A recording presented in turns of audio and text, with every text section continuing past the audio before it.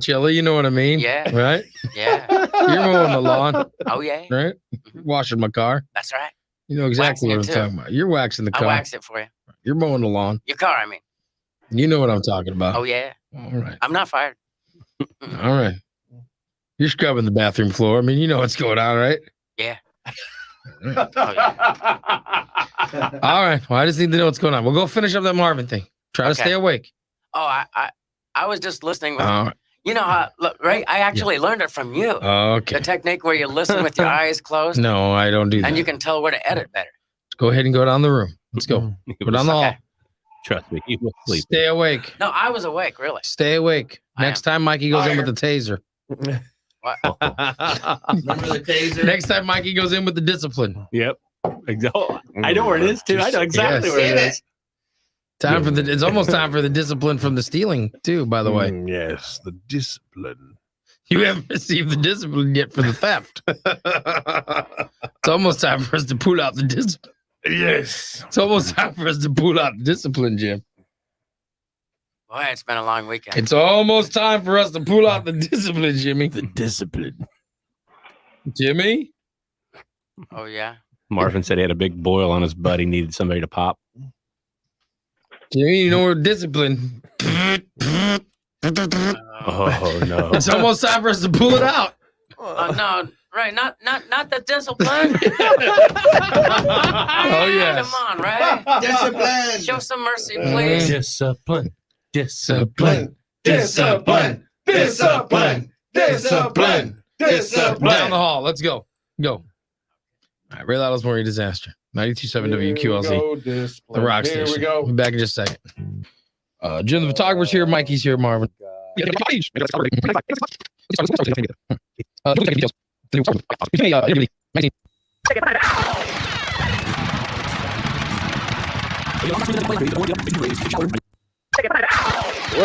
What is going on with my thing? What in the hell? Could you hear that, TJ? Yeah, what the hell happened? The hell is that? I'm just trying to play. It sounded like it was eating a tape. Let me switch players. Yeah, it was my media player. I want to switch players and see if I can fix that sound. Well, I haven't heard that sound and It immediately jumped the sound there. There we go. Now it's back to normal. I had to close down the player. the virtual baby. But you need the discipline. Alarm clock screams and there's a cat right in my face. I don't want to get up, face the human race. I take a shower, I take a pee, I drink some coffee, watch some TV. But nothing seems to keep my eyes open. Nothing seems to get my blood flowing. Called up a friend of mine and asked what lights a fire under your behind. He says he spells relief, R-A-Y-L-Y-T-L-E. Have no fear, the gang's all is so clean out your ears for the morning disaster. They got gas and brass and testes and rock and roll piled up to the rafters. They're really immature and there's no cure, but they'll be your favorite broadcasters. And it's Ray Lytle's Morning Disaster. And it's Ray Lytle's Morning Disaster.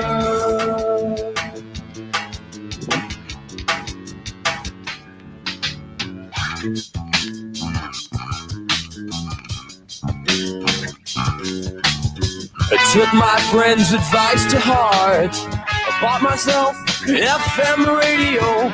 Now every weekday starts with a visit from the Morning Disaster Show. And now I spell relief, R-A-Y-L-Y-T-L-E. Have no fear, the gang's all here, so clean out your ears for the Morning Disaster. They got gas and breast and testes and rock and roll piled up to the rafters. They're really immature, but there's no cure, but they'll be your favorite broadcasters. And it's Ray Lytle's Morning Disaster. Ray Lyle's morning disaster.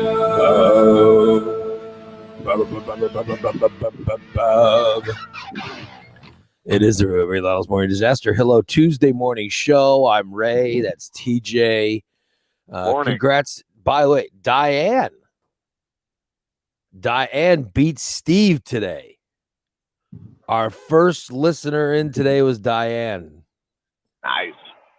All you want, listen, first is first, everything else is last.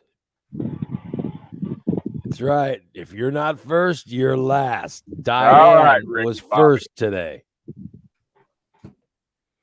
Way to go, Diane. Way to go. You made losers out of everybody else. Way to go. That's how we do it. Good girl. Loser Steve. By the way, Diane entered at 7:57:28. Steve entered at 7:57:30. AKA loser. Wait a minute.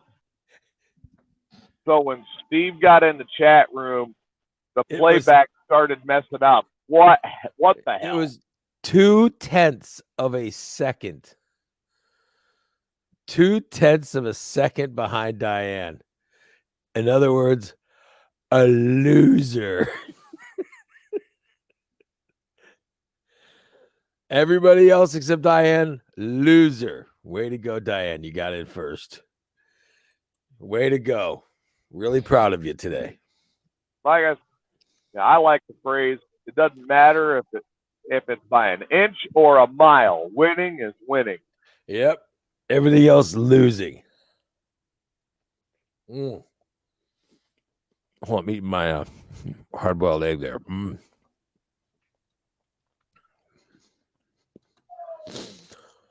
The early hard-boiled egg. First one, huh? Well, I put some salt on it. I thought the whole thing, but it wasn't the whole thing. And I ate the piece that didn't have salt on it. Oh.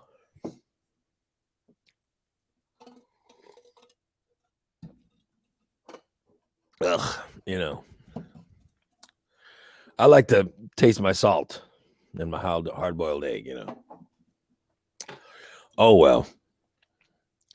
So, yeah, congratulations to Diane.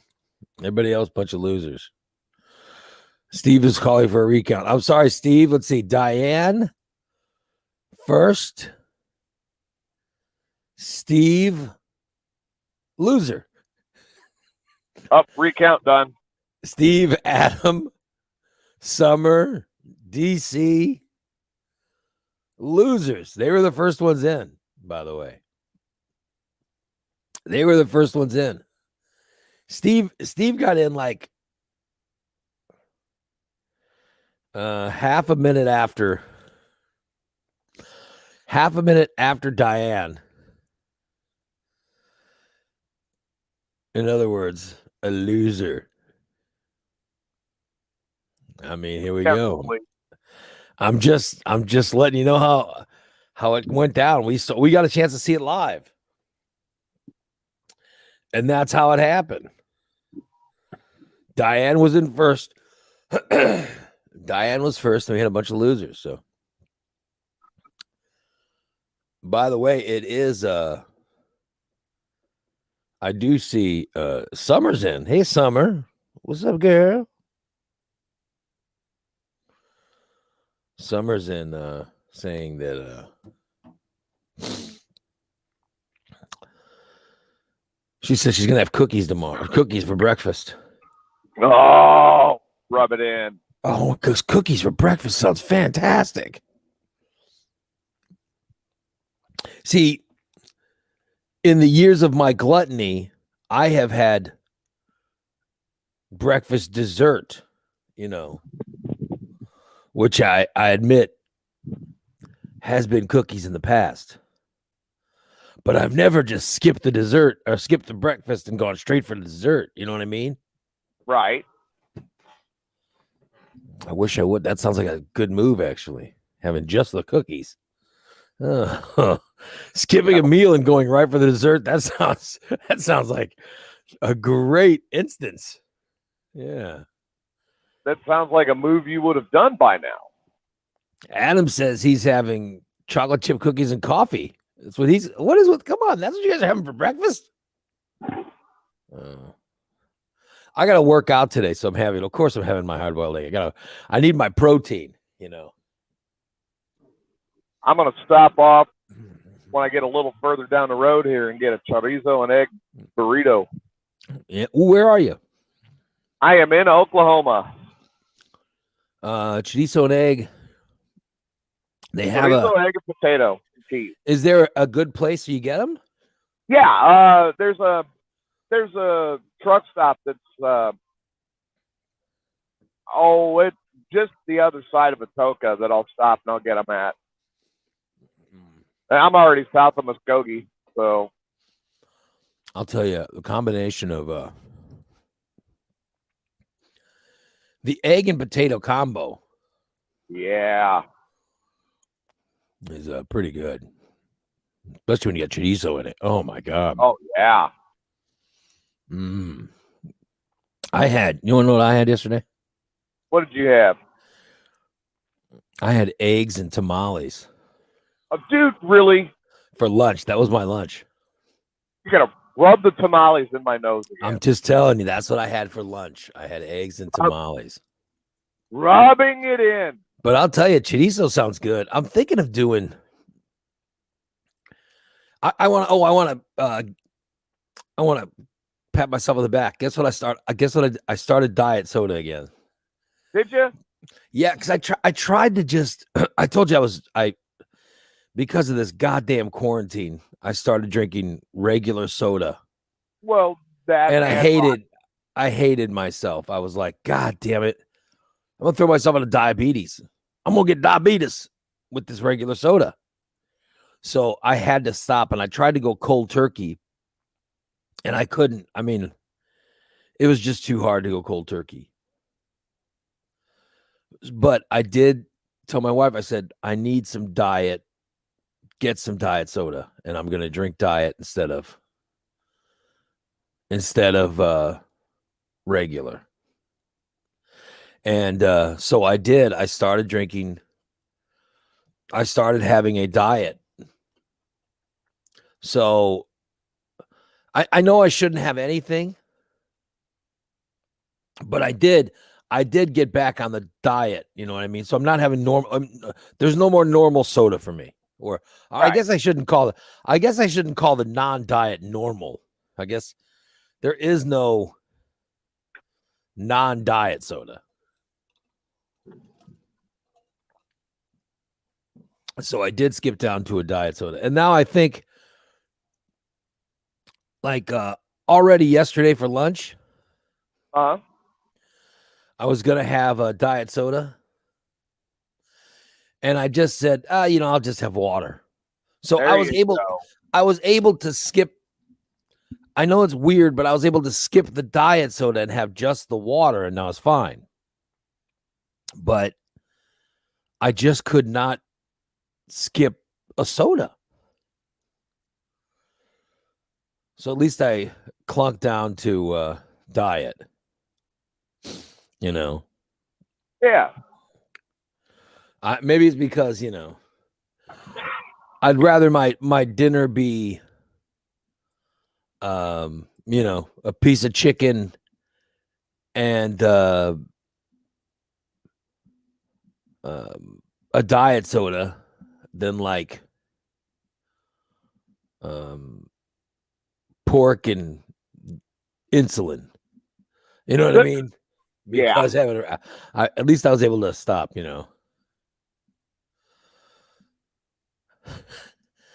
by in the chat room they're saying my buddy Adrian Adonis says hi. He hasn't called for a long time. He wanted me to send his greetings. Well, thank you. I'm glad that we have greetings from Adrian Adonis, who I believe is long dead. I think Adrian Adonis died quite a few years ago, if I'm not mistaken.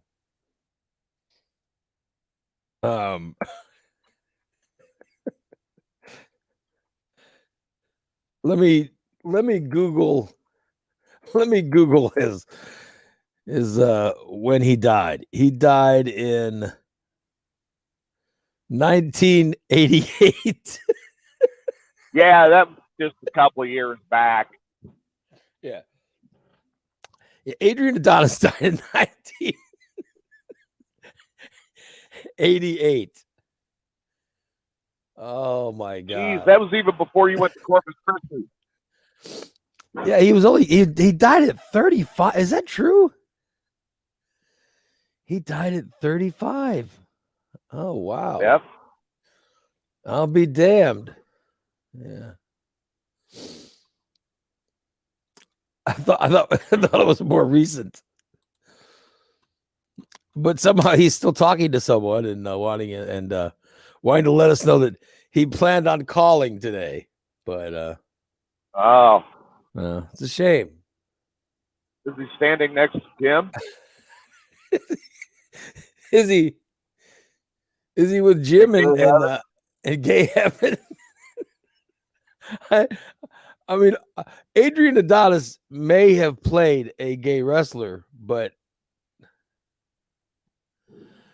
I don't think that he actually was gay. Yeah, but Jim was always made fun of for being gay, but was not actually gay. Oh, and they're saying that maybe they made the same mistake.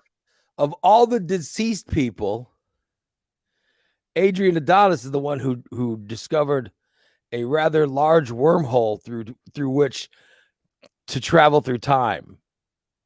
It was Adrian Adonis who discovered it, and that's how he is able to time travel. I had no idea. Wow.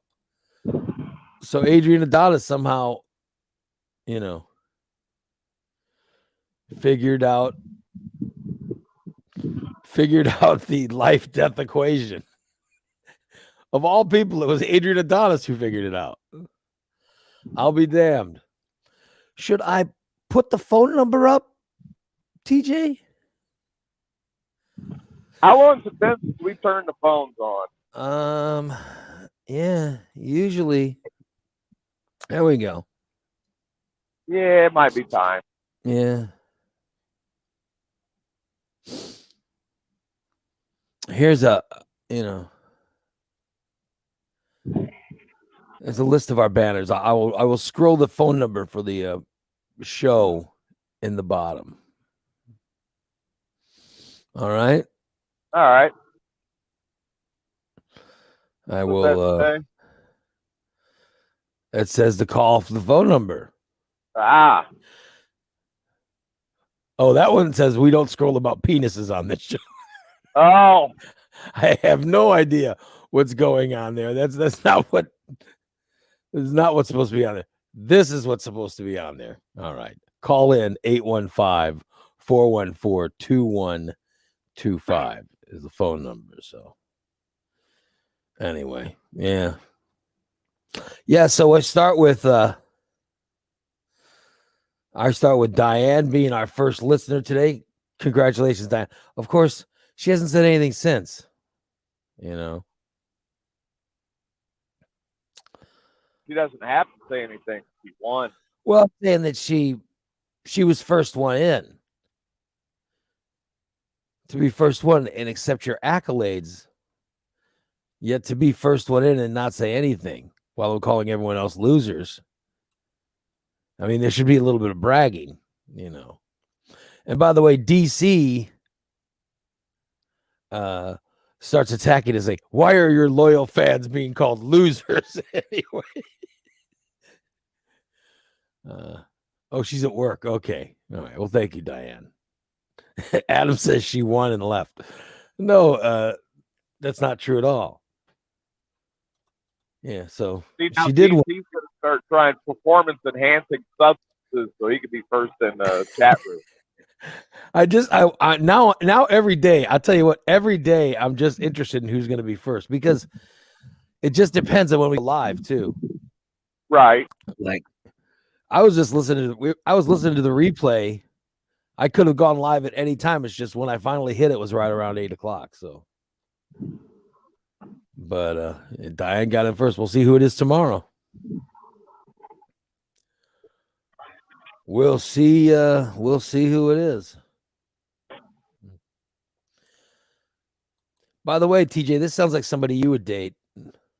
Oh God, you're gonna bring my dating life up? A woman. What's wrong with her? A 24-year-old woman Too young. named Sarah Villard.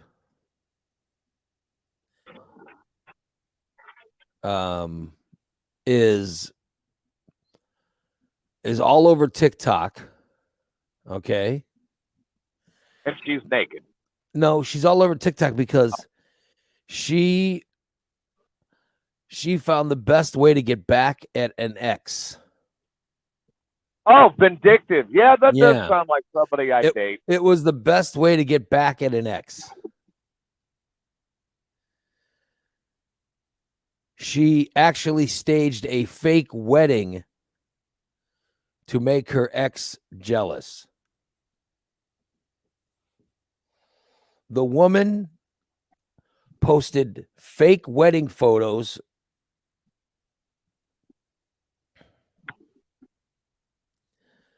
on Instagram. And I mean, she bought a dress. She hired a photographer. She got her hair did. She brought a bouquet. She got all of her friends in bridesmaid dresses. She even hired a fake groom. They took pictures of them walking by a staircase. They got pictures of her and the bridesmaids inside the reception hall.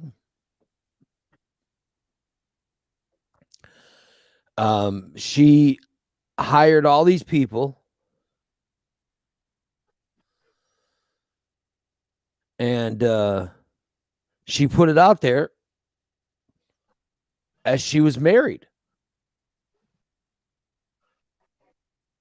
Her ex-boyfriend saw all this and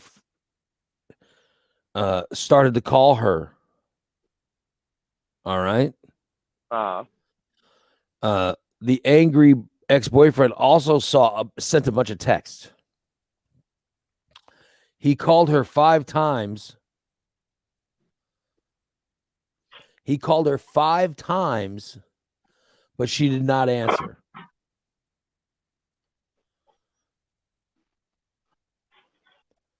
And then the boyfriend accused her of cheating on him, and she said, "No, it just happened really fast after we broke up."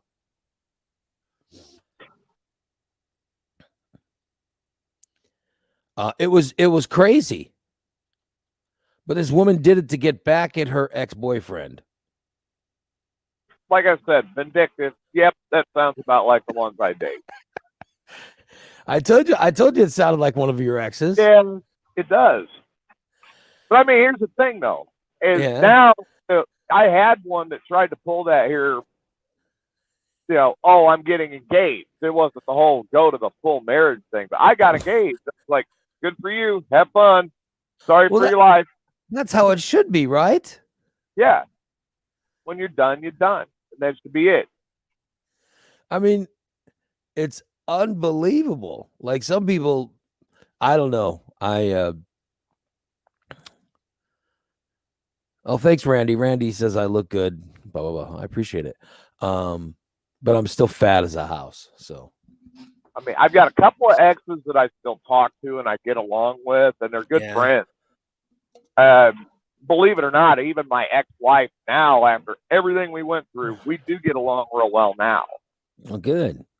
And her new boyfriend is cool as hell. Well, this woman, she and her boyfriend broke up. Right. And she wanted to make him jealous. So she hired all those people. Wow. And staged the fake wedding, had pictures taken, and then made the pictures public. and she pulled off her prank. How about that? That is a lot of money just to get even. Good morning. You're on the Morning Disaster. Jim, I'm on the phone. Jim, let me go. Hey, Ray, Adrian Adonis here. How are you? How are you? Hi, ghost of Adrian Adonis. How are you? Who are you talking to? Jim, you know Jim, the photographer. I've been trying to get away from him. I am fed up with going through through car washes in the back of pickup trucks. And putting bottle rockets in places they should not be put. So the wormhole was the way to go. So you're saying, much like Jim the photographer, that you're in gay heaven, but you discovered a wormhole in heaven. Yes. And I'm not talking about his hind end either. And you somehow were able to escape heaven long enough. Yeah. I'm just trying to get the premise down. You escaped heaven long enough to call us. Well, what else would I do, Raymond? I called in many, many moons ago, and it's been a long time. But, I mean, I'm back, and I'm sure I'm going to be back to the heavenly hell again with Jim, and he says hi, and maybe he'll call in later. Well, but we shall see. Let's be glad that you guys you're both doing well. All right. Yes. It's wonderful. Yes. Well, thank you, Ray. And I'm very glad to see you again after a couple, days, years, months, decades. But I will call in soon. Thank you, Adrian Adonis. Take care. Bye now. Bye now. Take care. There you go, Adrian.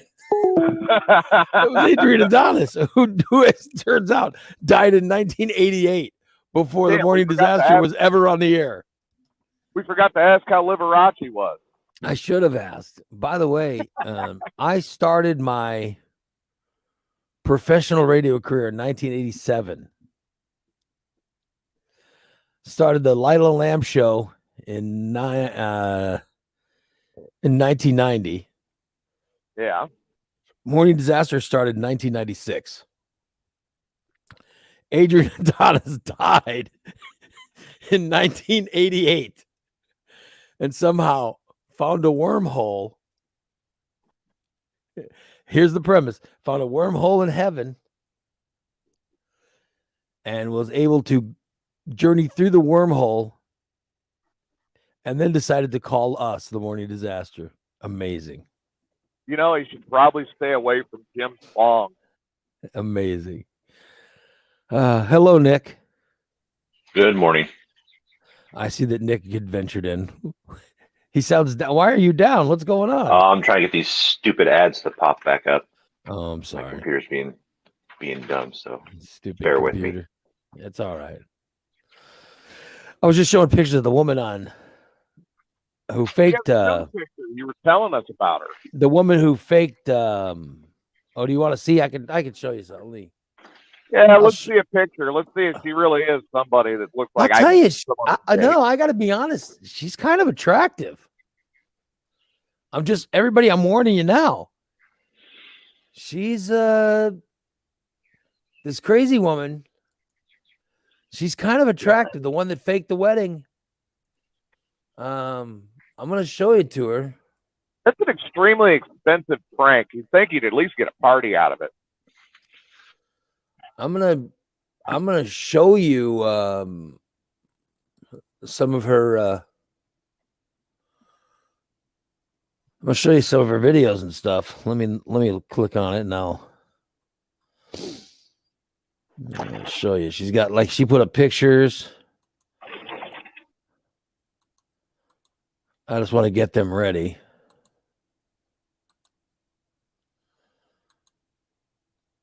There's only one person I could spend that kind of money on for a prank, and that's not even a good prank. Let me get this. Let me see if I can add this screen. And then you guys can look at it and tell me. I think she's kind of good looking.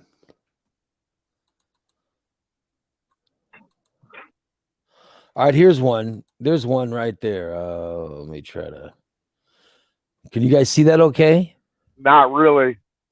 I don't know if I should try to make that bigger or how that should work, but Let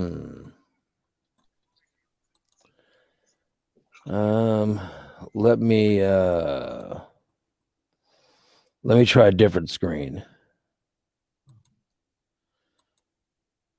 I'll try a different screen and we'll see how this one looks. Okay, hold on.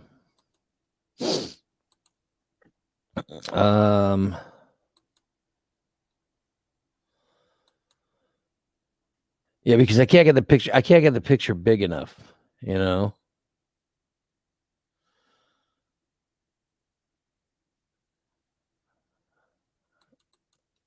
I just want to show a picture of the girl. Now, see, I don't know if this one's small too. Here, I think I'm gonna. she seems kind of small. It seems kind of small. Sorry, everybody. Yeah, but from what I can see, yeah. So what's the story behind this? I'm not familiar. There's a girl. All right, there's a girl. Oh, here, I think you'll be able to see this. All right, there's a girl. I'll actually show the TikTok video. Okay, you guys will be able to. You'll be able to see that. All right, there's a girl who wanted to pull a prank on her ex-boyfriend. So I mean, literally, she pranked him by faking her wedding. All right.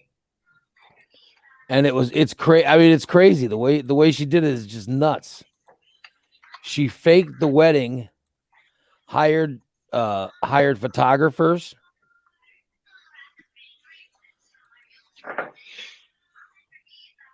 She hired photographers, and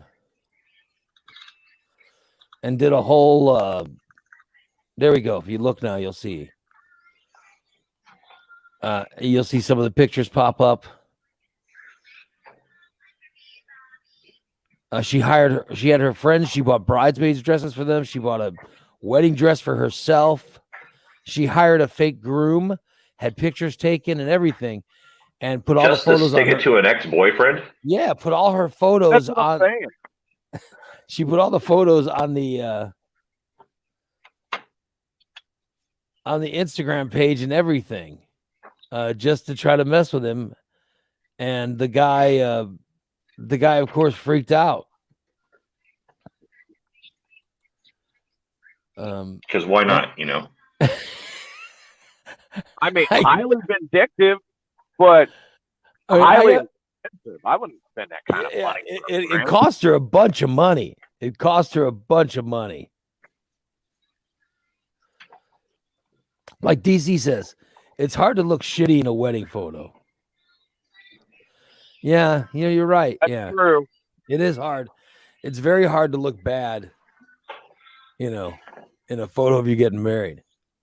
All right, so where's her bikini photos? Let's get a look at those. That'll tell us. Yeah, if you really want to do it, where's the honeymoon pictures?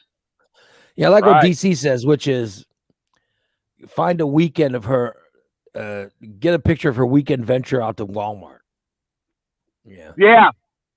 Where she's wearing her sweatpants and her t-shirt, walking in there with the other Walmartian. Yeah. That's when you want to get a look at her. But I'm saying, I'd rather not even look at Walmart. I think my wife looks good, even on the weekend when she's, when she's doing whatever,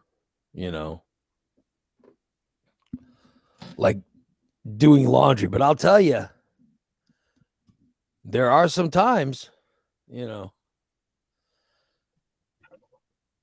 there are some times where she's got the capri pants on. And she's cleaning up cat puke or something. You know what I mean? Oh. And she just looks disheveled and, at the end of her rope. There's some looks like that where if I took a picture of her, she would be a little less cocky. Okay, but that's like less than 1.5% of the time. I'm just saying. I could get some. When people go to me and they talk about how, Ray, you shouldn't bitch about anything.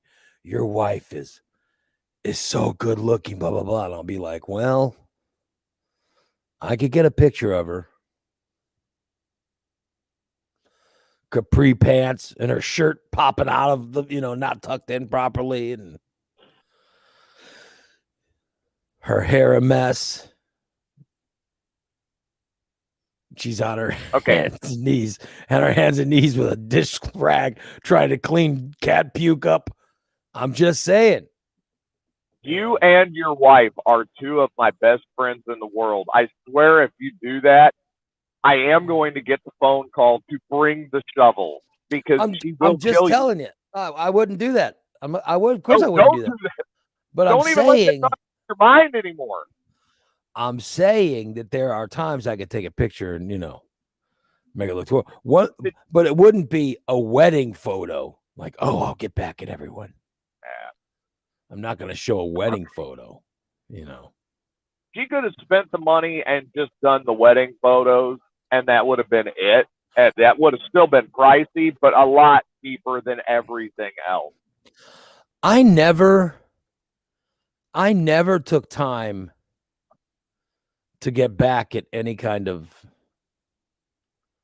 ex. And Photoshop has come a long way. Like you could probably just get like a couple pictures of like a party of a wedding reception and just Photoshop yourself in there. This girl hired people and hired a professional wedding photographer, hired actors, bought dresses, all that stuff. Well, that's commitment to psycho-ness. It's craziness. I'm just saying that I never took time to. I mean, if I broke up with someone or if they broke up with me, it was just over. That bridge was burnt. That's definitely the level of psycho I usually date. It's just, of course, I never ever got back with anyone. Did you ever, you know what I mean? Like I like when I was young,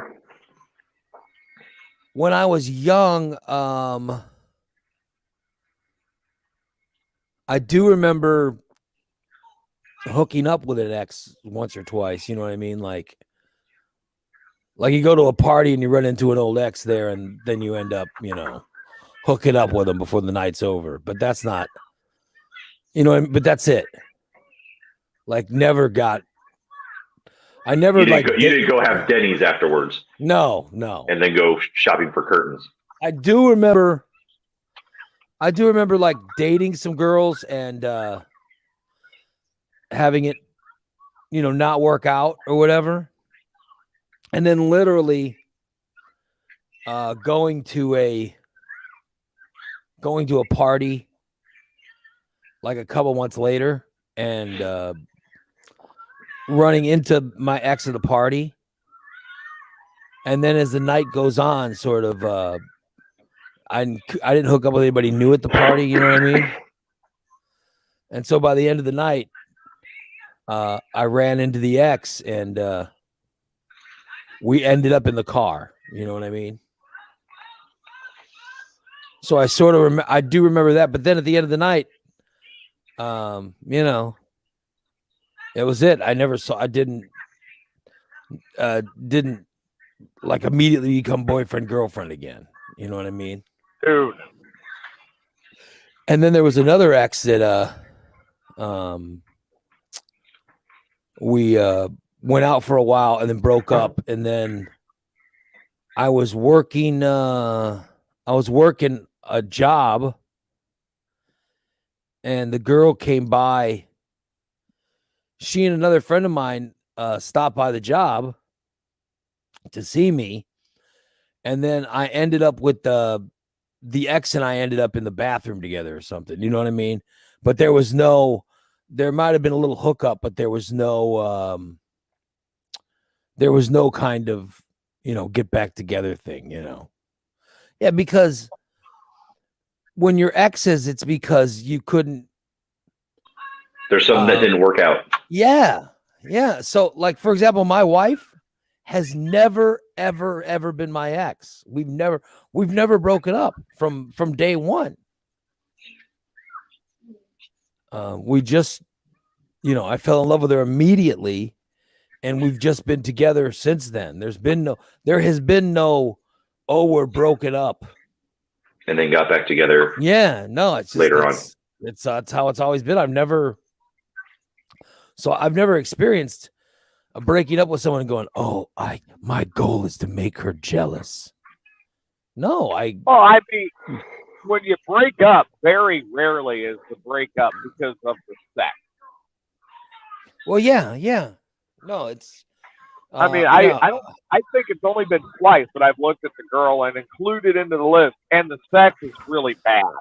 Yeah, no, I certainly have never broken up for that. But then again, I haven't broken up with anyone in a long time. Hey, my God, dear, if you would learn how to service a community, you would also learn that teeth are bad. Yeah,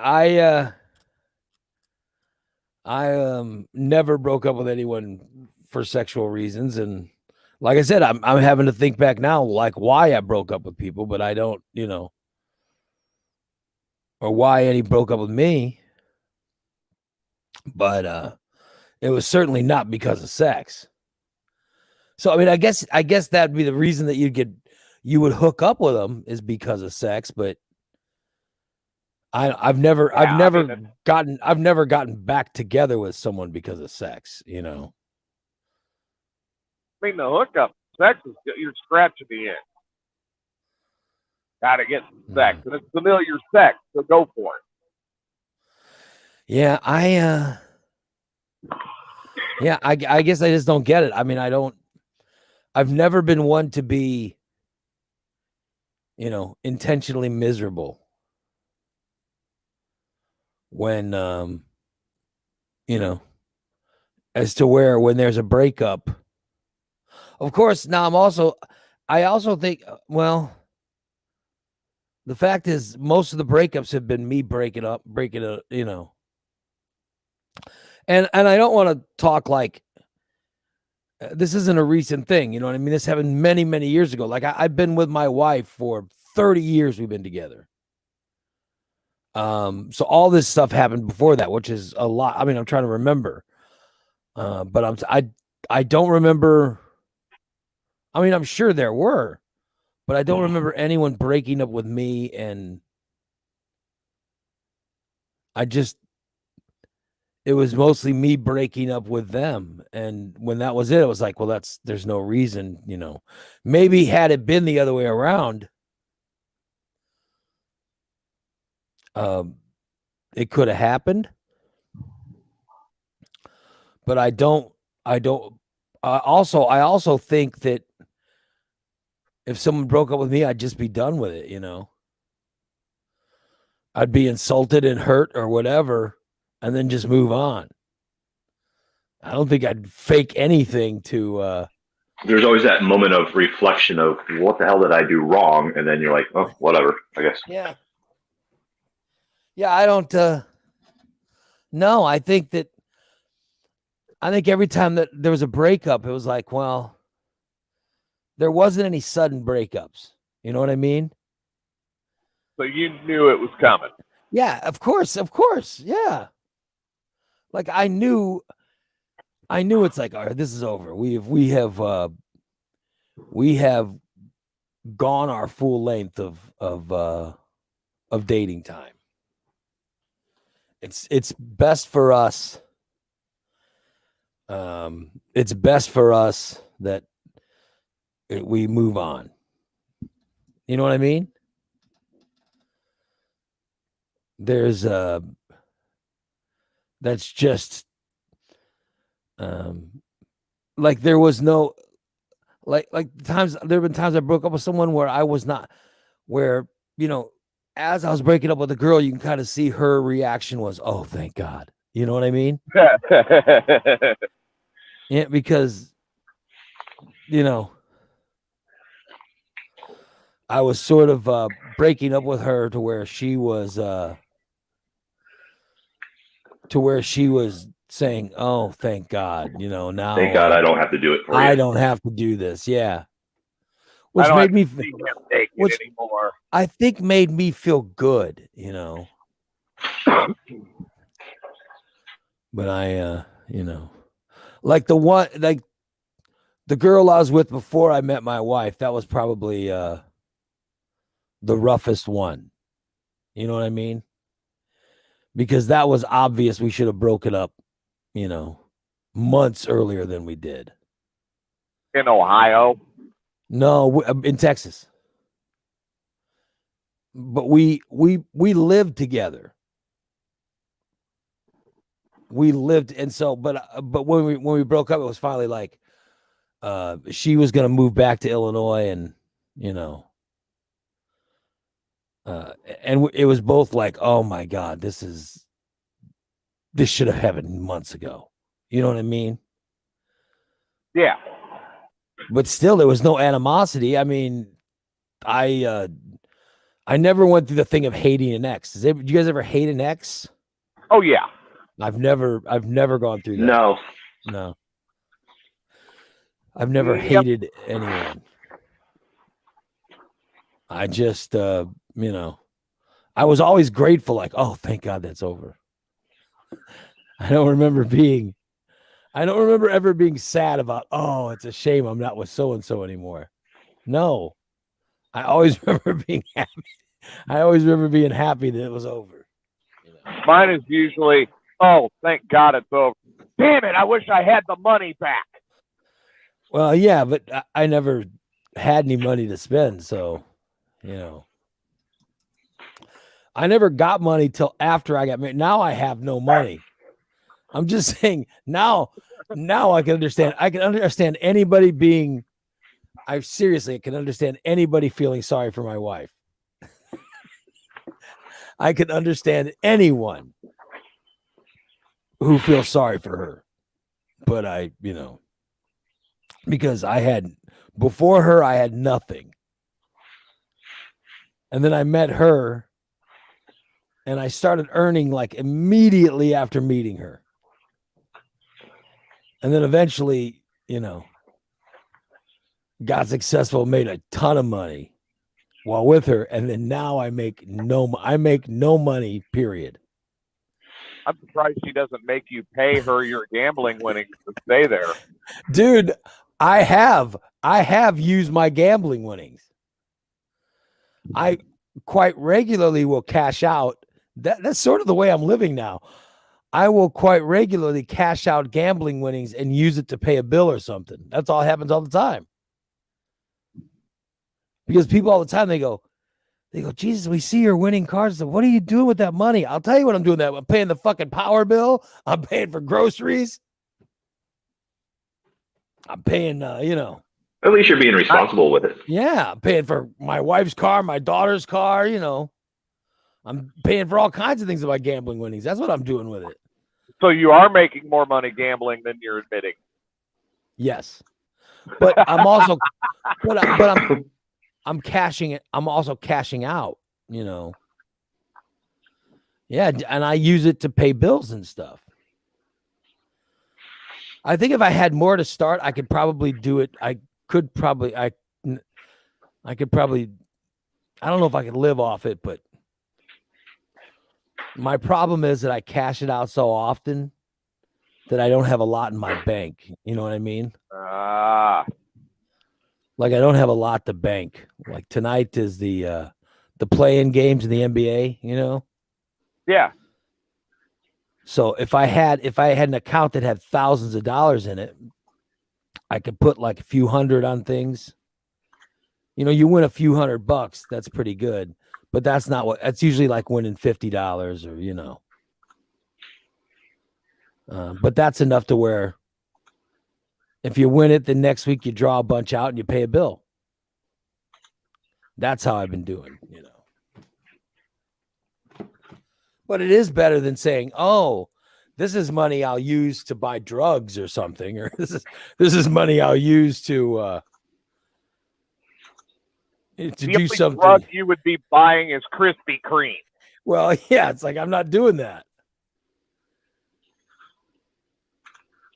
I'm winning money just to pay bills.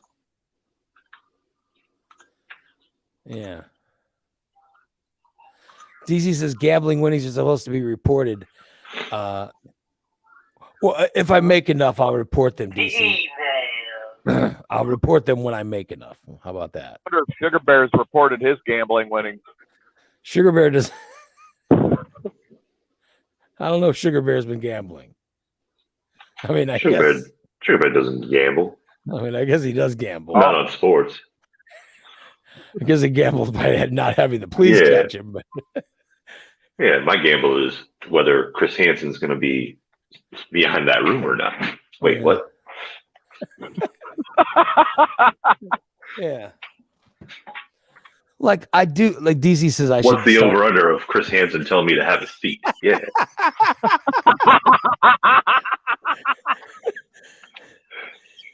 DC says I should report that I'm losing. Well, I did. I lost last night. My losses are public. Like I said that I thought for sure the Washington Capitals would beat the Boston Bruins in that hockey game, and I said it would be a great underdog bet because of the money you can make. Never put money on the Capitol. And yeah, that's a big gamble to put money on the Capitals. That game ended up going into overtime, and Washington lost. So I lost that game. Now I only put a few bucks. I only put $5 on it, but still, it sucked to lose it. You know, it's a Sean Balint gamble there. Yeah. No. A Sean Balint gamble is when you find the odds are. A Sean gamble is like. He'll take a team that's no way in hell are they going to win. You know what I mean? Like such an extreme long shot. Sean would put $20 on it. And he'll say, "What do you think about this bet?" And he'll say, "I picked," he'll say, "What do you think about this bet?" I'll take, I'm trying to think of who finished worst in the NBA. He'd be like, "Hey, I just found this bet." "Oh, what'd you find, Sean?" "Well, I got the Cleveland Cavaliers. Cleveland Cavaliers are playing the Philadelphia 76ers. They're still around? And if I put $20 on Cleveland to win the NBA championship, I'll win $30,000 or some ridiculous bit like that." By the way, I got this bet that the Harlem Globetrotters will lose. Yeah, Washington General. That's the kind of bet that Sean makes. Okay. Look, I found a bet that the Montreal Expos are going to beat the New York Yankees. And so I'm going to put all my extra money that I have, I'm going to put all of it on the Cleveland Cavaliers. And of course, literally they lose. And he'll go, "What do you think of this bet?" And I'll say, "The bet's terrible." Why? Because there's no way the Cleveland Cavaliers, it's impossible for them to even make the playoffs, let alone win the championship. It's impossible. "Well, I'm still going to put $20 on it." And I'm like, "Well, you might as well just flush that $20 down the toilet." "I think it's a great bet." No, I think it's a horrible bet. I think it's a waste of money. That's the kind of bet that Sean makes. My God, I've got a better thing for him to spend that $20 on. He could buy you lunch. Well, it's just ridiculous because, that's the kind of bet he makes. Like a bet that's just so unlikely. That's why the odds are the way they are. The reason the odds are set up for whatever underdog he's rooting for to win is because it's so unlikely. That's why the odds are in your favor if you make it. Because they know you won't. It's impossible. Like, here's my bet. I'll tell you my bets that make the most money. Seattle Sounders. in the MSL or the MLS. Major League Soccer. That's my sport. I got to tell you, of all the sports, that's the one that's won the most money for me is Major League Soccer. I make a ton of money on that. And the other thing is WNBA. Jesus. I'll make a bunch of money on the WNBA too. Which is, I know, crazy, but that's where I'll make it. Just finding out a little bit about soccer and knowing who's going to win those games. Like I've lost one game in MLS all year. One game.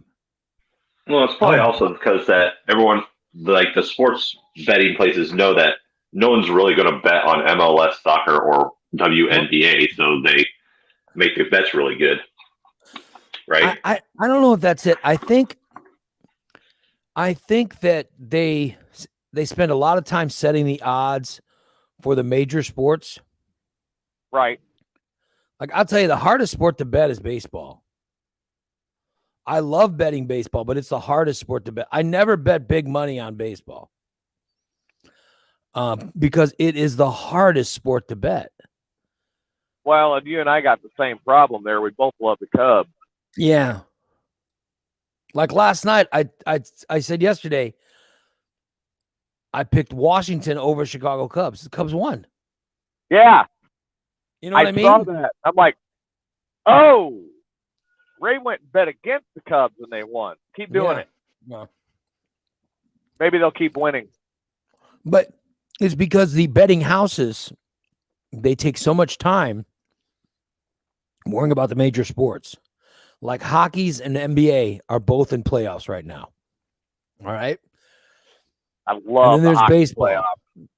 And then there's baseball. So I'm telling you, they just don't, they have their experts, but they don't take a ton of time in figuring out the MLS and WNBA. I think that's why.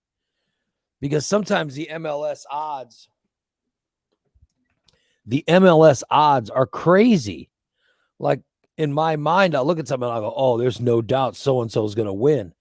And then I'll look at the odds and I'll be like, if I literally put a $10 bet on so-and-so winning, I can win $23. Are you crazy? And then I'll look at the draw, and it's like, even if they tie the game, I can still make. So then I'll figure out how much money it would take to where winning the draw would be the same as the amount of money that I risked for them to win. You know what I mean? And so it'll be like, oh, that would require like a $3 bet on the draw. So I'll safety myself by putting $3 on the draw.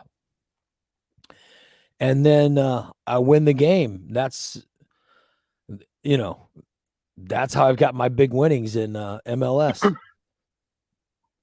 And the WNBA, like their season just started. And I've only bet one game, but I won it. And I'm going by last year in the bubble. I made a bunch of money on the WNBA. We'll see how it goes this year, but it is I have made some big money on those sports. I'll tell you what I want to try is the women's soccer league. I just haven't gotten a chance to watch much of it. But it's on Paramount. It's on Paramount Network. It's really good. Yeah, I know it's on Paramount Network now, so I want to watch some of it and see what teams are really good and put some bets on that. It's actually watching women's soccer is much more entertaining than watching men's soccer. Yeah, I know. I like soccer. I would assume so. I think soccer's a great sport. So I'd like to put some bets on it. I just haven't watched the games because the games aren't on, So now if I can watch some, then I can put some bets on things, I don't want to bet on something I've never watched before. And I'll tell you another good thing is NASCAR. Do they ever do the national teams? Yeah. Yeah. You can bet on national if there's ever a women's national team, I bet on the women's team. Dude, one of my biggest bets last year is with my bookie, but last year one of my biggest bets was I put $100 I put $100 on the United States women's national team to win, and they won, and I ended up winning that bet. That's the most I've ever bet on a game. And they won it. Yeah. So, of course, I can't remember the last time the women's team lost, but the odds are heavily in the favor of the United States. So even $100 bet, you only win like $40, but still, better than nothing. Yeah.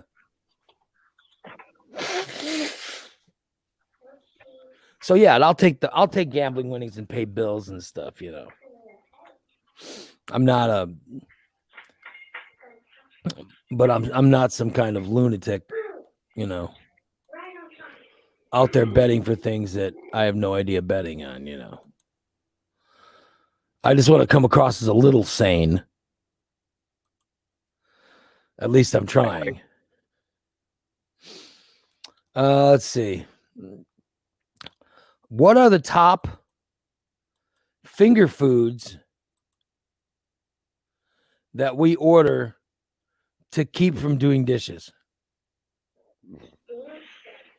What? Right. That you order from takeout? Yeah. Today is National No Dirty Dishes Day. Already failed at that one. That's what today is. Today is No Dirty Dishes Day. It's when you're supposed to tackle the pile of dirty dishes that have been sitting in your sink. But I do that every day. It's also when you are supposed to order food that won't give you any dirty dishes. So and it's got to be appetizers or just food in general? They've come up with a list of foods that people buy to avoid doing dishes. Pizza. You guys have any idea of what they are? TJ, you said pizza? Yeah. Number one. Yeah, pizza. Yeah. Yeah, pizza's great. You don't need a plate. The other one would be Chinese because it comes with the chopsticks and it already comes in its own container. And you eat it out of the container, right? Right. See, not my wife always provides plates and napkins for you. If we get Chinese, my wife, she'll bring plates with the.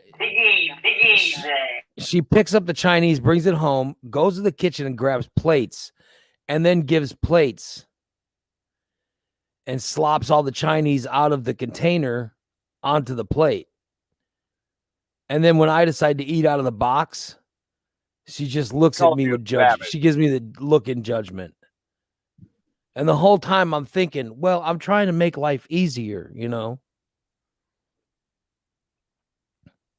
She gives me judgment if I don't use the plate. Jalapeno poppers. By the way, she does the same thing with pizza. Really? She gives us a plate, and I'm like, I don't need a fucking plate. It's pizza. At minimum, I need a paper towel. Yes. I'm trying to make your life easier. Why? Or a napkin. I don't want a plate. And then my wife will. The napkin or the paper towel, I'll lick my fingers clean. She looks at me with judgment when I don't use the plate. But the reason I don't use the plate is because I try to make her life easier. But I think with my wife, I think she's cleaned. I think she washes clean plates. Oh, we've been down this theory before. Like if she brings a plate out for pizza and I don't use it, I think she goes and throws it back in the sink and washes it again. Because then the plate has been soiled. So I've touched it. You looked at the plate, so it has to be washed. All right, so number 1, pizza. Number 2, French fries. I got to be honest, I'm not a big fan of French fries. It's got to be a certain kind of fry. Yeah. Yeah. I don't think French fries are a meal. Well, no, they're not. Well, depends on what you have with them. I think most of the time, I'll be honest, I'm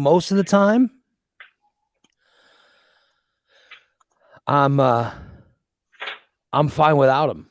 You know, I'm not a fan of French fries, and I don't need them. Wait, like my chicken nugget. Like my wife has gone to Steak and Shake. They'll go out and get the Steak and Shake, right? And then she'll say, "Oh, do you want anything?" And I'll be, "Oh, just give me like a double with ketchup." All right. And she'll bring it home, and there'll be French fries. I go, why are there fucking French fries in this? And she goes, "Oh, well, I thought you wanted French fries." I go, "No, I said I wanted a double. I don't want French fries." And it's always Steak and Shake. It's those little French fries. And they always get cold. Yeah, they're fucking freezing, and they're made of ice, I think. They're always... I stick them on the burger, and then I eat the whole thing. They're always cold. But my wife would spend... She loves to spend money on those goddamn... you know. Well, usually it's 50 cents more to get the fries with the meal than it would be just getting the burger by itself. Cents. Save the 50 cents.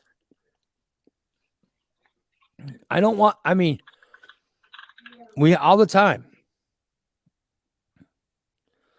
I don't know what it is about the fries. Always gets those fries. I'll be like, I'm not going to eat these fries. Throw them in the garbage. I'm not going to eat them. The other one is McDonald's fries. Yeah. I don't want McDonald's fries. I don't want McDonald's anything. I had to get a fillet of fish last week after I gave blood. Did you see that picture, TJ? Yeah. I put it on Facebook. Yeah. I took the top bun off. Literally, they went to put tartar sauce on the sandwich, and literally they missed 4/5 of they missed 4/5 of the fish. You got a fillet of fish with a side of tartar. It wasn't even, I can't even say it was half. It literally looked like they hit like 1/4 of the sandwich with the tartar. And that might be, that might be generous saying that. There was hardly any sauce on the thing. It was insane.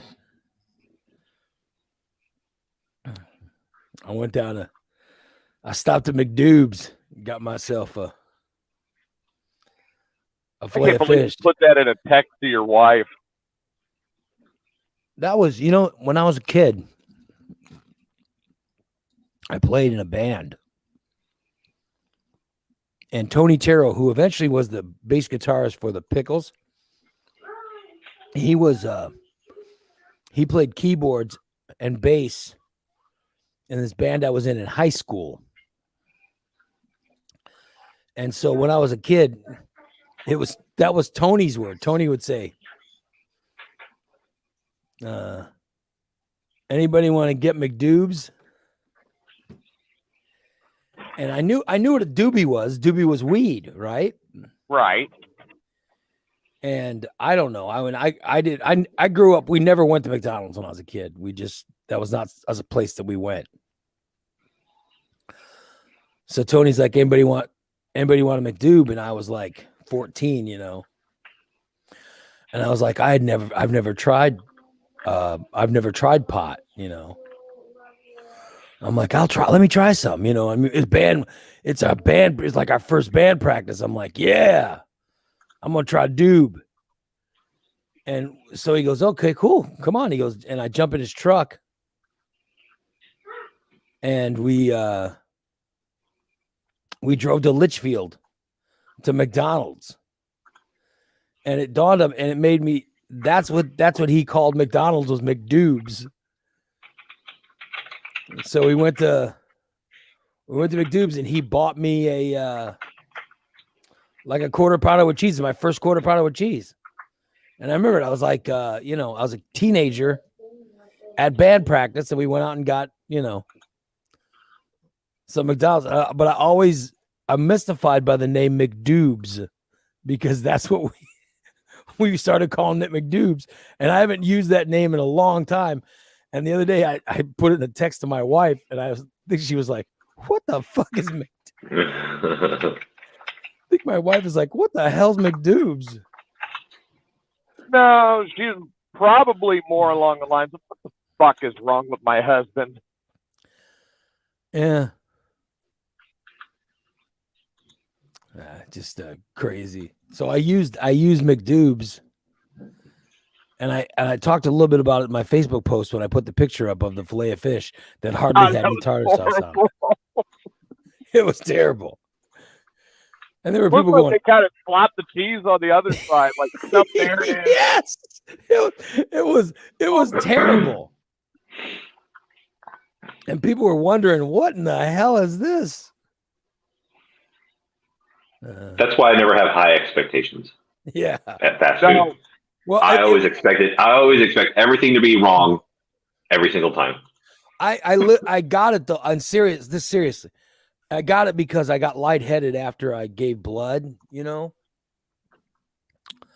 I got lightheaded and I had to get something to eat. I was like, because I hadn't eaten. And then I went and I gave blood and I was like, okay, I've got to eat something. So they pull into McDoobs and I didn't want to have a quarter pound or anything filling. So I'm just like, just give me a fillet of fish. You know what I mean? And so I got a fillet and a Diet Coke. And that's what I had to sort of, you know, to get me anything. But it's when I grabbed the fillet of fish, I grabbed it and the bread slid. And I'm like, why is the bread sliding? You know what I mean? And so I took the top of the bread off. And that's when I'm like, oh, this is too good. And so I took a picture. But then as soon as I took the picture, I had to put the bread back on and eat it, you know, because I was lightheaded, you know. But still, there you go. Kelly says, what were the names of those bands? Oh, look, my first band in high school was a band called Illusion. And then it was Phantom, but it was Phantom with an F. It was Phantom. And the first one was Illusion. That was the band I was in. So, yeah, in high school. So, but I do think the Phantom band I played, that one was still going on when I was in college. But what eventually happened was we got I don't know if I've ever told the story on the show. We got sued because we were playing these gigs, you know what I mean? We were always playing these gigs, and you'd only make so much money. And so this place wanted to charge. They paid us so much money to play their hall. And I went to the guys in my band and I said, you know, we'd be better off. Isn't there a way we can just rent the hall? And you know, couldn't we just rent the hall and then charge people ourselves and keep the money? And so the band did. We rented a hall, and then we put the word out that there was a party, and that we were headlining, and literally, it filled with just hundreds of people, and we made a killing. We ended up making thousands and thousands of dollars. And they were like, this is the greatest thing ever. Well, then we did it again. And one of the guys was like, you know how we can make more money is if we is if we didn't check the IDs. So some underage drinking was going on at this event, and the cops raided it. The police raided it, and we broke fire code and all kinds of stuff. So eventually there were arrests. There were arrests and lawsuits, and that's what finally killed that band. But those last couple gigs, we went from making like $200 a gig, you know. And it's one thing if you're, you know, it's one thing to be splitting $200 between 4 guys in a sound crew, you know. Yeah. All of a sudden you're splitting $8,000. It's a hell of a lot more money, you know. So, of course, some of the $8,000 had to go to paying for legal fees. But we still came out ahead, but that's when the band broke up, was because, you know, I think that was part of the plea for us, was for them to reduce and not go through with go through with charging us of whatever. I think our lawyer made a deal with the Macoupin County state's attorney. We did a party, and it was packed, and there's a shitload of people. We headlined it, but I think our take was around, I might be wrong, but I think our take was around $8,000 that we split, but the police raided it. The police raided it. And we had to actually pay for the liquor up front. Okay. And then, we were bringing liquor from other places into this club we had rented. But because the police raided it, we were only like during our third set or whatever when it was raided. But there was a bunch of kegs left over. So we actually took the kegs back and got the money back that we had paid for them. So we actually included that in the total. And when the county came after us, they were going to charge us with all kinds of stuff. And our lawyer said, you know what? We'll pay you this much money to settle everything, misdemeanor fines. And you don't charge them with anything worse, and the band will break up and they'll never play again. And the county accepted it. But our band had to break up. So that's and then get back together as a new band. Yeah, but we never did. It was just, at that point, it was just over. That was like 17 or whatever. So kind of like breaking up with a girlfriend. Yeah, but it was nice. Those last couple of gigs, we made a shitload of money. I mean, I think my take alone from the last gig was, you know, was thousands. So I think we made like $8,000. I think we ended up with like $2,000 a piece or something. Which is pretty, I mean, that's, as a band, that's pretty good. Yeah. But still, you know, I do remember my memories of the band gigs were fun. And there's, you know, but renting the club was the smartest move we made. Our take went from literally $150, $200 as a band up to thousands of dollars. And I hate to say it, even with the legal cost, it was well worth it. Because our lawyer charged us as one unit, even though it was a band. He charges as one unit, and so everybody just pitched in from our take, and we paid him. And none of us went to jail. None of us went to jail. None of us had any charges above a misdemeanor of. We got some kind of crappy misdemeanor. I can't remember what it was, but we got some kind of misdemeanor that was like $150 fine. So per person. That's how we got out of it. So, oh well. All right, the rest of the list of finger foods that we eat in order to not do dishes: chicken wings. Nothing like eating them wangs. Nothing like that. Wait, you're eating wangs now? How many chicken? By the way, how many chicken wings is enough? There's never a number. There's not a number. Don't you think that like? Oh, Kelly says, was it Fazio's? Yeah, it was at Fazio's, Kelly. That's absolutely where it was. I think 8's good. 8?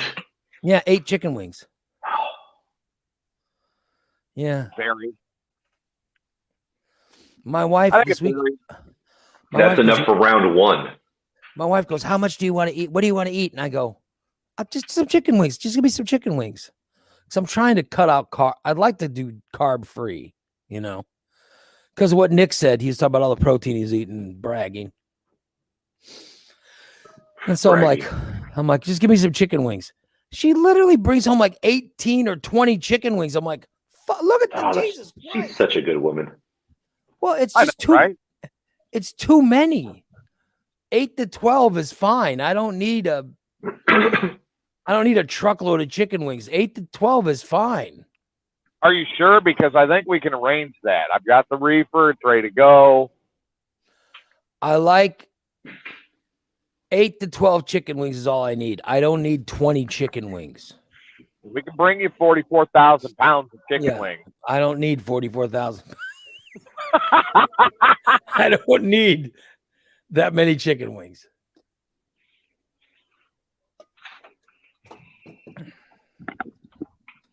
Yeah. But I think 8's enough, right? All right, 12. I'll go 12. 12 seems like a good amount. Sounds like round 1 and a midnight snack. Yeah. And I like the flats. I don't like the drums. I mean, I'll eat the drums, but I gotta be honest. They're not my favorite.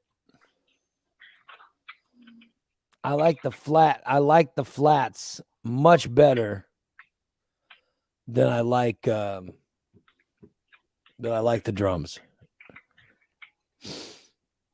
Are you feeling me? No. You're a drum eater? I'll eat the drums. I'll eat them all. Yeah. Do you have a preference, Nick? No. Nick likes the ones with meat. Yep. I mean, I'll eat both the drums. I'll eat the flat. I think I'll eat the flats more often now than I would the drums, now that I've figured out the technique of eating them. Yeah, I like, my favorite is the flats.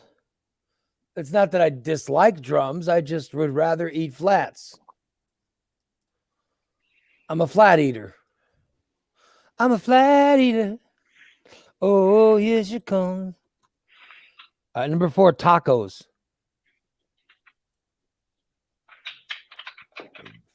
I think you probably need plates for those, right? I would think so. Yeah, because tacos are a little sloppy, you know. That's like saying, sloppy joes are a good finger food. Number 5, burgers. Yeah, see, I don't need a plate for a burger. Right.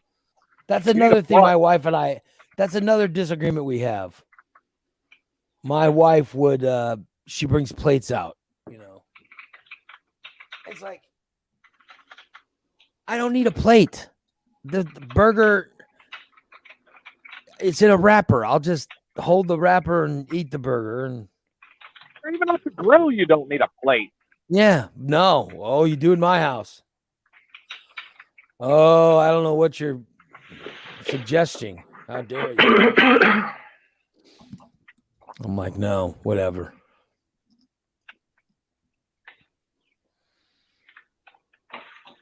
I like a good old burger. What seasoning do you put on your burgers, Nick? When you grill out, what do you put out? What do you season your burgers with? Salt and pepper. That's all I need. Let's give it a little seasoned salt. You know that seasoned salt, the orange in the thing? Yeah. The Lowry's? Yeah. Yeah. Some Lowry seasoned salt sounds good on a burger. Salt and pepper. Yeah. That's all I need. What do you put, TJ? What do you put on your burger?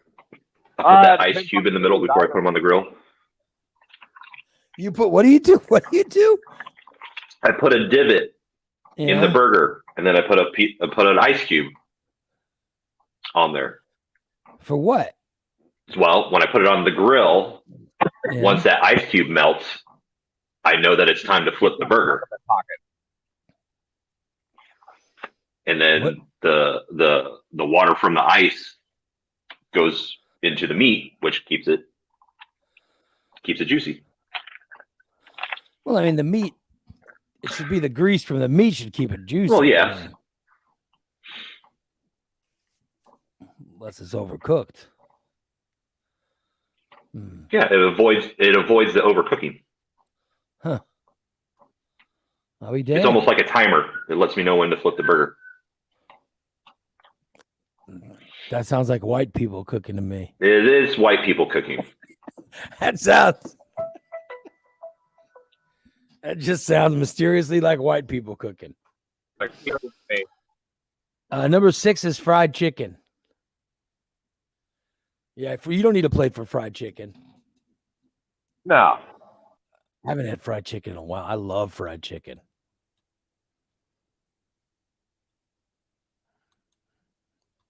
I don't want water mucking up my burger grease. I just thought I'd pass that along. Number 7, mozzarella sticks. I'll keep some vinegar there if it's not cooking all the way through. Vinegar. Yeah. Vinegar. Definitely white people. It's a way to reduce the acidosis in an A1C test, but it also helps with browning the burger all the way through. Look at that. Wes says, don't put this on white people. Nick's the only one I've ever heard doing that. I'm just saying that Nick, the Nick theory of the ice cube sounds very interesting. I'm just saying it sounds like white people food. Yeah. Nick's invented something. Where did you learn of that, Nick, or did you invent that? Oh, now the shame has set in. Mozzarella sticks 7, burritos are 8. Egg rolls are 9. And hot dogs are 10. Well, yeah, I'll tell you, if you go out to Portillo's, you know what I mean? You don't need a plate. You don't need a plate with Portillo's. There's no plate. If you get Portillo's, there's no plate needed. No, none. Yeah.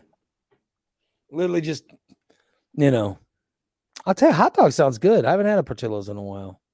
Portillo's does sound really good. Yeah.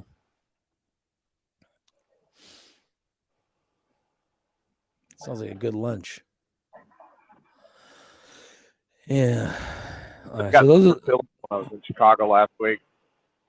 You got what? I said I should have gotten some Portillo's while I was in Chicago last week. I always want to swing by and get some here in Springfield, but it's always crowded. The drive-thru's never not busy. No, it's slammed. Speaking of busy, what the hell's up with the Dairy Queen on Wabash? Dude, it's always. What is up with that? I'll tell you, I live by there. It's never not packed. Because when we go visit her parents, they live by there, and it's just like, it's amazing how many people are in that line. I know. It's like looking at a Portillo's.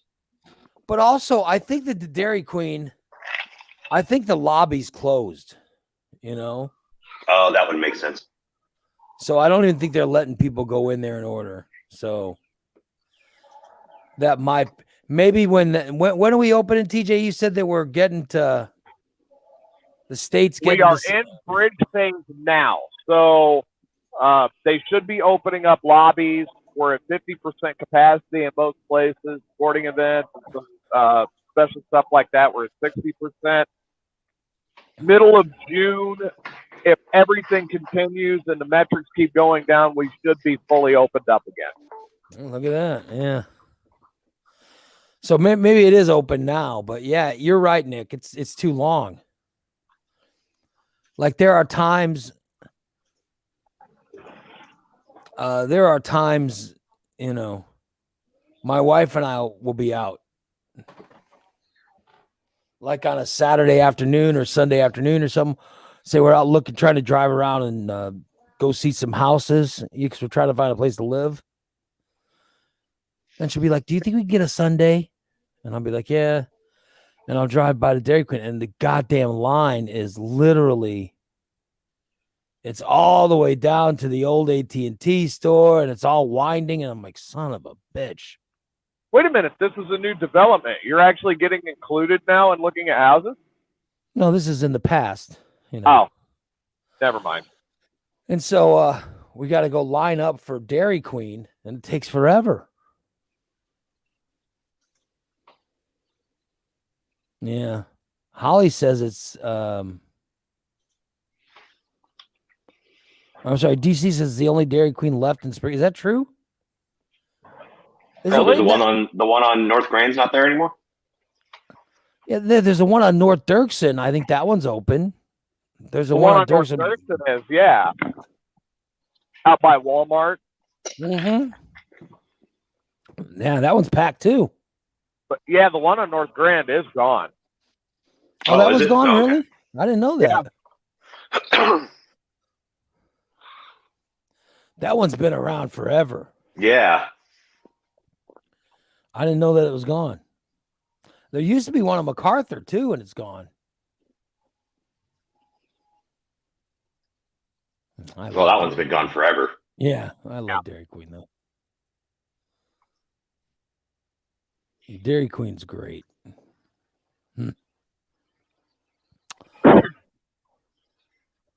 So Bubba says there's 3 Dairy Queens. Okay, so there's the one on North Dirksen, right across from like the Walmart.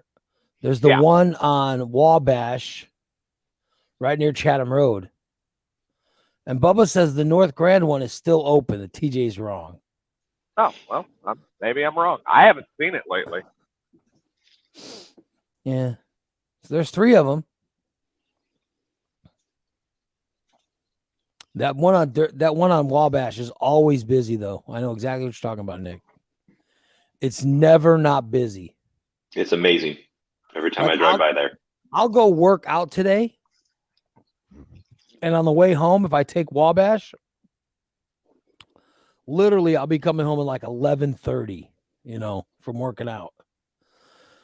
And it would have just opened. I think the Dairy Queen opens like at 11:30. And their drive-thru will be backed up. It's amazing.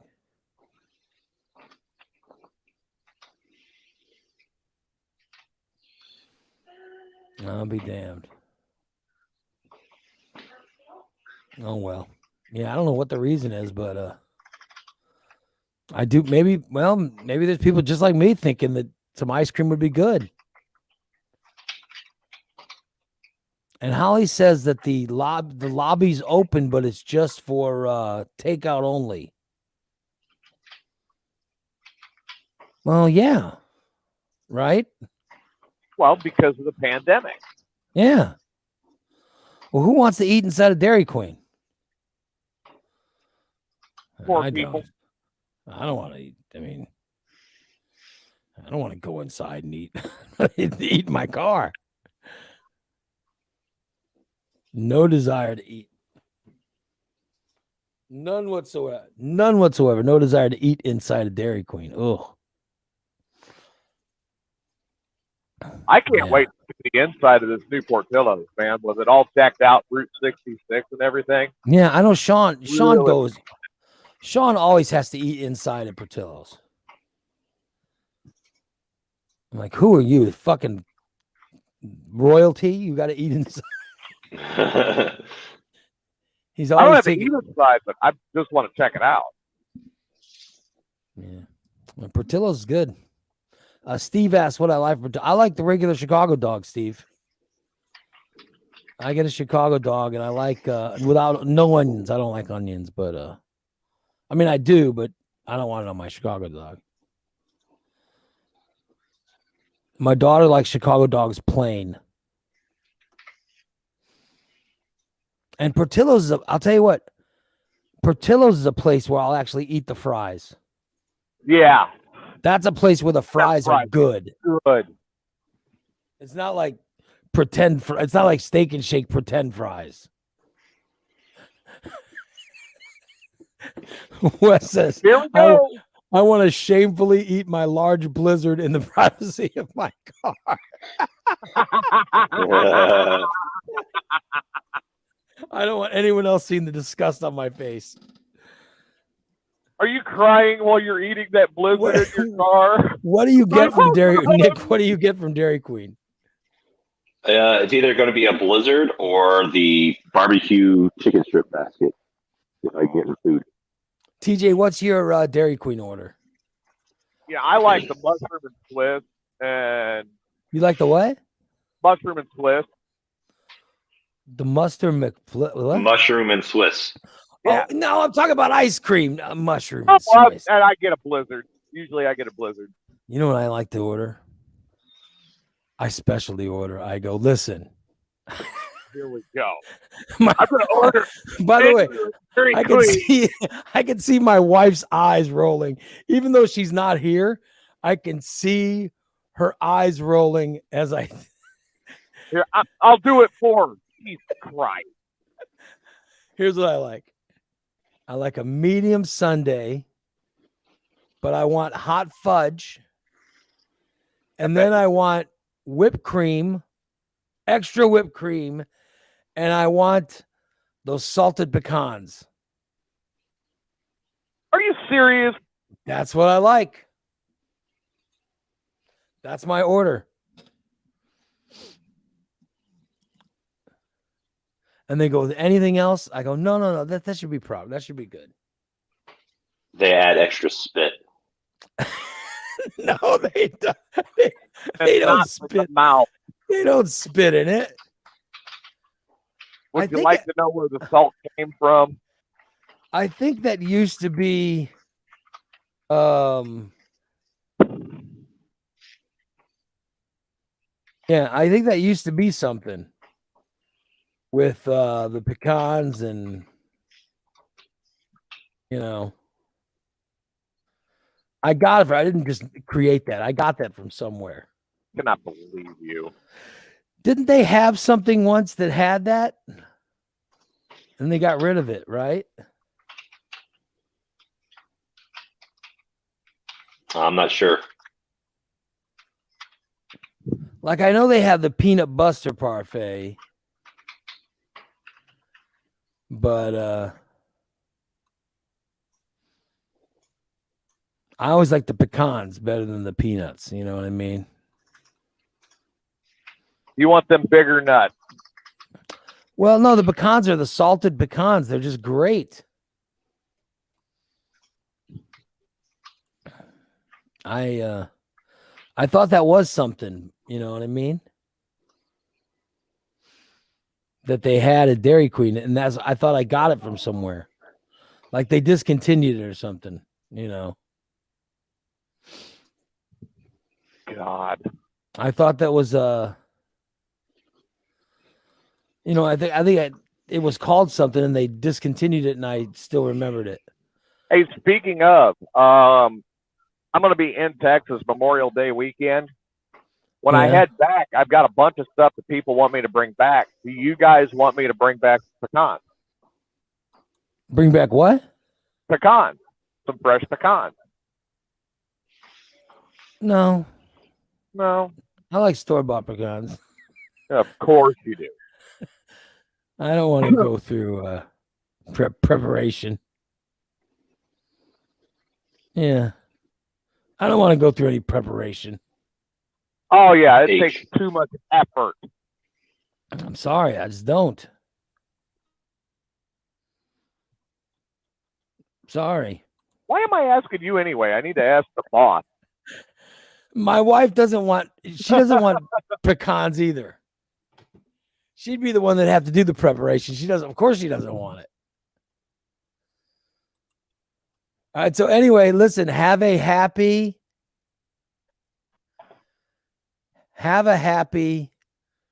no dish. What was it? What day did I say it was? Some no kind of or something. National No Dirty Dishes Day. Have a happy day for that, everybody. Chubby Ray Sports Picks coming up later on today. Wes says, nobody wants your nuts. Nobody wants your nuts, TJ, you creep. No one wants to handle your nuts. TJ offered to bring. Yeah, I'm offering to do something nice, and someone has to turn. TJ's offering to give us his nuts. Well, fine. Fuck you then. I'll keep it myself. And the grapefruit. Fuck off. Yeah, Wes have you rolling today. I like you ain't that. Getting any grapefruit. You ain't getting any pecans. Fuck you. I keep it all to myself. Then when I'm enjoying it, you can just go fuck yourself. I just wasn't there a Dairy Queen product that had pecans and whipped cream, and I know I just didn't create this in my head, but that's always the order I make. That's what I like.